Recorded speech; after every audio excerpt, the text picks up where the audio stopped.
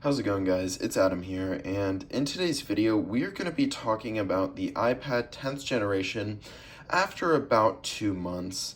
Now, I've had this since about Christmas well, the exact day that I got it, and honestly, I am pretty impressed with this iPad, but I'm going to tell you why in this video. So let's first start off with some of the exterior parts of this iPad. Now, first of all, I do kind of want to show you that I do right now have a case on it, but here we are, and we've taken it off. Now, so let's look around this iPad. On the back, we do have this aluminum design right here, and you can also see the 12 megapixel camera that's right here, as well as the microphone. We have the volume rockers, the USB-C port along with the speakers, so you can see right there, as well as the power button, which also has Touch ID in it, along with the speakers again.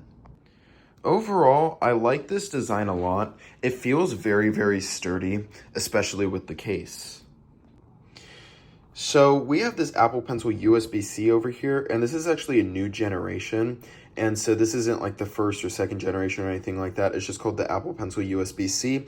And I got this along with the iPad 10th generation. And honestly, it is pretty good, I will say. But I do have a full review on it if you want to check it out on my channel. So make sure you guys subscribe and stay tuned for more videos, maybe even relating to this Apple Pencil if you guys are interested. So now let's talk about this display. This display is a 2360 by 1640 display and has a Retina resolution for the iPad, and so you really can't see any pixels as long as you don't go too close. As long as basically you have your face far away enough, you really won't see any pixels. Generally, it's very, very sharp. Another thing is that it's also extremely bright. So let's just go all the way up here, and you can tell how bright it is. Obviously, it is nighttime right now, so it's not showing, it's not really showing the full experience right here. But what I will say is that it is a really good panel and definitely can get pretty bright. Now, the one complaint I would say about this is that this is not an OLED panel. This is an LCD. And so what I will say is that the blacks do not get as black. And yeah, that's the only thing really. Also, the borders are a little bit thick and don't feel like they're completely made for 2024. However, what I will say is that for the price, it is actually pretty good. Now, let's talk about the performance on this. This is a A14 Bionic chip with 4 gigabytes of RAM, and honestly, that is pretty great performance. It's the same that you're going to be getting on some of the new recent iPhones. Not the most recent, but only a couple years old, and honestly, you can tell the performance is extremely fast, especially for an iPad at this price. And also, any game can really run, such as Call of Duty or PUBG or anything that you want to play.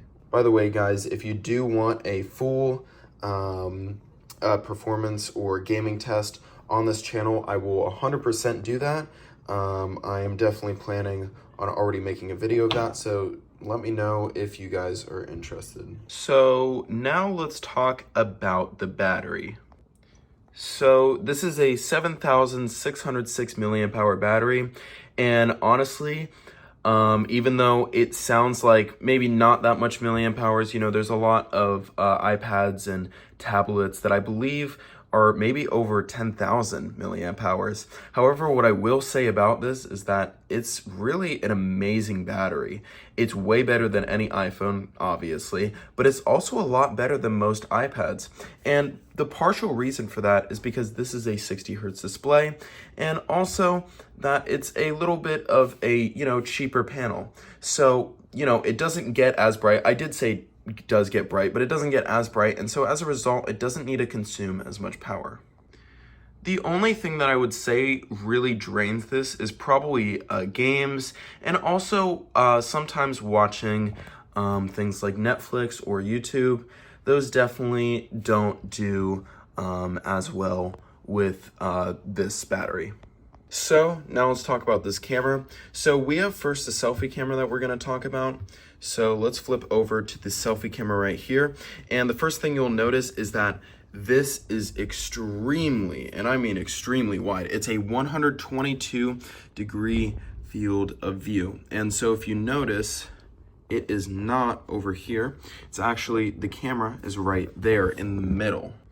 This can record up to 1080p at 60 FPS, and it looks okay. It's definitely going to be better than a lot of other laptops, but it isn't going to be like stellar quality or anything like that. We also have a 12 megapixel on the back. Now it isn't ultra wide, but it can record up to 4K at 60 FPS. And so let's look at a photo here. So I just took this in pretty okay lighting conditions. I'm a little bit extreme because I did turn on a lamp, but what I will say is that the detail is just all right. I would say this is comparable to like an iPhone X or an XR or something like that, but it's nothing crazy.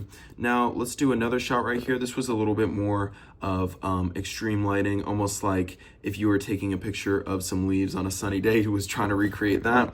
And it looks actually not too bad. There is a good amount of detail, and there's generally a low amount of noise around where the light is, and also around the around the leaves.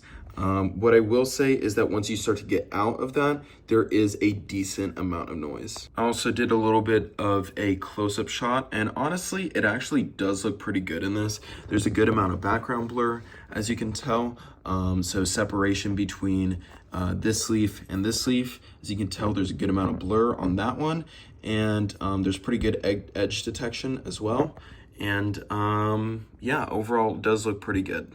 Now, we do have also a 2x option in the viewfinder, and it kind of is just like a crop of the 1x, maybe a little bit of improving, and it looks fine, I guess. There's a good amount of detail on that fake leaf, and also on the pot. It's a little bit blurry there, but it's okay. So overall, is this iPad worth it? Well, the thing is that this is around 450 bucks. And honestly, for what you're getting, it's a pretty great deal. Now, granted, that doesn't take into consideration this Apple Pencil, which is about an extra 99 bucks. But if you are willing to spend that extra 99 bucks, it is definitely worth it. And honestly, this iPad, there's not too many complaints for me. Obviously, the cameras aren't great, but you're not buying an iPad for a camera. You're buying an iPad as a tool for writing or for school or something like that.